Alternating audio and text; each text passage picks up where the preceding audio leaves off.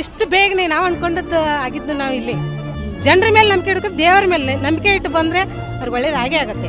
ಇಲ್ಲಿ ಶ್ರೀಚಕ್ರ ಇರೋದ್ರಿಂದ ಎಲ್ಲರೂ ಬರ್ತಿದ್ದಾರೆ. ಉತ್ತರ ಕನ್ನಡ ಪವರ್ಫುಲ್ ಚಾಮುಂಡೇಶ್ವರಿ ದೇವಸ್ಥಾನ.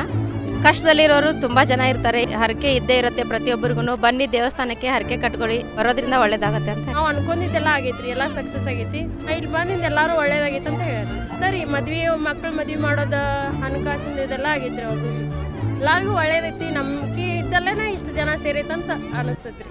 ನಮ್ಮ ಉತ್ತರ ಕರ್ನಾಟಕದ ಪವರ್ಫುಲ್ ದೇವಸ್ಥಾನ ಐತ್ರಿ. ನಾವು ಫೋನ್ ಒಳಗೆ ಅಲ್ಲಿ ನೋಡಿ ಮತ್ತು ನಮ್ಮ ಊರ ಬಾಜುನ ಇದು ದೇವಸ್ಥಾನ. ಹೀಗಾಗಿ ನಾವು ಇಲ್ಲಿ ಪ್ರತಿ ವಾರ ಬರ್ತೀವಿ ರೀ. ನಮಗೆಲ್ಲ ಒಳ್ಳೇದಾಗಿದೆ. ನಾವು ಬರ್ತಾ ಇದ್ದು 3 ವಾರ ಆಯಿತು. ನಾವು 3 ವಾರದಲ್ಲಿ ನಾವು ಅಂದ್ಕೊಂಡಿದ್ದೆಲ್ಲ ಆಗಿದೆ.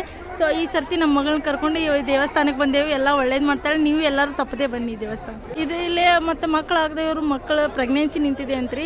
ಹೊಳ್ಳಿ ಮತ್ತು ಹಣಕಾಸಿನ ತೊಂದರೆ ಅದು ಇದ್ರೆ ಈಗ ಮತ್ತು ನಮ್ಮ ಮನೆಯವ್ರದ್ದು ಹಣಕಾಸಿನ ತೊಂದರೆ ಸ್ವಲ್ಪ ಮಟ್ಟಿಗೆ ಸರಿ ಹೋಗಿದೆ. ಅದ ಕಾರಣಕ್ಕೆ ನಾವು ಮತ್ತೆ ಈ ದೇವಸ್ಥಾನಕ್ಕೆ ಮತ್ತೆ ಬರ್ತಾಯಿದ್ವಿ.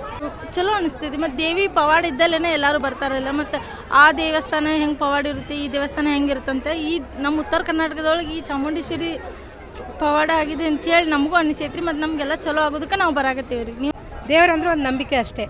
ನಾವು 9 ವಾರ ಬಂದು ಸಂಡೇ ಎವ್ರಿ ಸಂಡೇ ಬಂದಿದ್ದೀನಿ. ಫಸ್ಟ್ ಯಾವಾಗಂದ್ರೆ ದಸರಾ ಟೈಮಲ್ಲಿ ನನ್ನ ಮಗನಿಗೆ CET ರಿಸಲ್ಟ್ ಇದ್ದಿತ್ತು.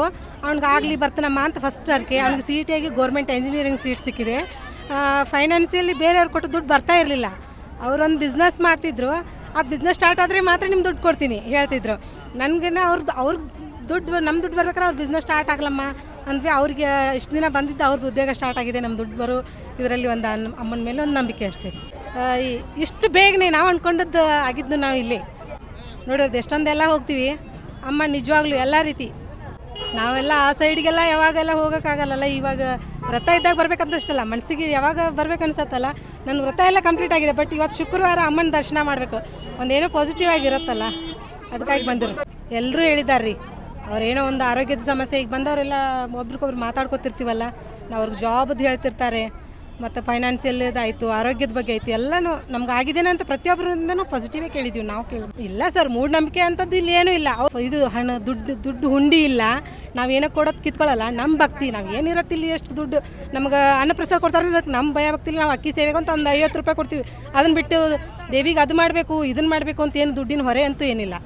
ಅವ್ರ ಮನಸ್ಥಿತಿ ಮೇಲೆ ಡಿಪೆಂಡು. ಯಾರಿಗೆ ಇರಿಟೇಟ್ ಆಗುವಂಥ ಹರಕೆ ಅತಿ ಏನಿಲ್ಲ. ತುಂಬ ಖುಷಿ ಇದೆ ರೀ.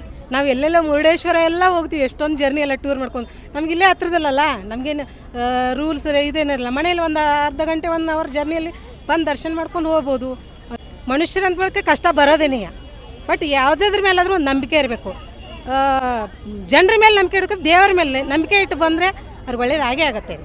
ಪ್ರತಿಯೊಬ್ಬರು ಹೇಳ್ತಾರೆ ರೀ, ಎಲ್ಲ ಒಳ್ಳೇದಾಗ್ತೈತಿ. ಹಣಕಾಸಿಂದ ಸಮಸ್ಯೆ ಇದು ನಿವಾರಣೆ ಆಗ್ತೈತಿ. ಆಮೇಲೆ ಏನಾರ ಅನಾರೋಗ್ಯದಿಂದ ಇದ್ರೆ ಅವ್ರಿಗೂ ಸ್ವಲ್ಪ ಕಡಿಮೆ ಅನಿಸ್ತೈತಿ ಅಂತ ಹೇಳಿದ್ದಾರೆ.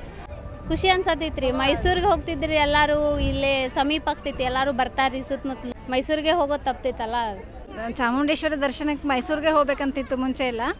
ಆದರೆ ಈಗ ಈ ಕಡೆ ಇಲ್ಲಿ ಹಿರೇಕುಂಬೆಯಲ್ಲಿ ಆಗಿದ್ದು ನಮಗೆ ಒಳ್ಳೇದಾಯಿತು. ಈ ಕಡೆ ಜನಕ್ಕೆ ಅಷ್ಟು ದೂರ ಹೋಗಿ ದರ್ಶನ ಮಾಡೋಕ್ಕೆ ಸಾಧ್ಯ ಆಗ್ತಿರ್ಲಿಲ್ಲ. ಈಗ ಇಲ್ಲೇ ನಮ್ಮ ಭಾಗದಲ್ಲೇ ಆಗಿದ್ದಕ್ಕೆ ಭಾಳ ಜನಕ್ಕೆ ಇದು ಉಪಯೋಗ ಆಗಿದೆ. ಮತ್ತು ಇಲ್ಲೇನು ನಾವು ಹರಕೆ ಮನದಲ್ಲಿ ಅಂದ್ಕೊಂಡು ಅಮ್ಮನವ್ರಿಗೆ ಭೇಟಿಯಾಗಿ ಹರಕೆ ಕಟ್ತೇವಲ್ಲ, ಅದೆಲ್ಲ ನಮಗೆ ಈಡೇರುತ್ತೆ.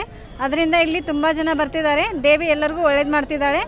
ಅದಕ್ಕೆ ಇಷ್ಟೆಲ್ಲ ಇಲ್ಲಿ ಜನ ಸೇರಿ ದೇವಿ ಆಶೀರ್ವಾದ ಪಡಿತಿದ್ದಾರೆ. ಮಕ್ಕಳೇ ಆಗದೇ ಇರೋರು, ಹಾಗೆ ಏನಾದರೂ ಬಿಸ್ನೆಸ್ಸಲ್ಲಿ ನಮಗೆ ಒಳ್ಳೇದಾಗಬೇಕು ಅಂದ್ಕೊಂಡ್ರೆ, ಎಜುಕೇಷನಲ್ಲಿ ನಮ್ಮ ಮಕ್ಕಳು ಮುಂದುವರಿಬೇಕಂತ ಹೇಳಿದರೆ, ಹಣಕಾಸಿನ ಸಮಸ್ಯೆ ಇತ್ತು, ಏನೇ ಫ್ಯಾಮಿಲಿಯಲ್ಲಿ ಗೊಂದಲ ಇತ್ತು, ಇದೆಲ್ಲ ಇಲ್ಲಿ ಕೇಳ್ಕೊಂಡು ಅಮ್ಮನವ್ರಿಗೆ ಆಶೀರ್ವಾದ ತೊಗೊಂಡು ಹರಕೆ ಕೇಳ್ಕೊಂಡ್ರೆ ಅದೆಲ್ಲ ಈಡೇರ್ತಾ ಬಂದಿದೆ.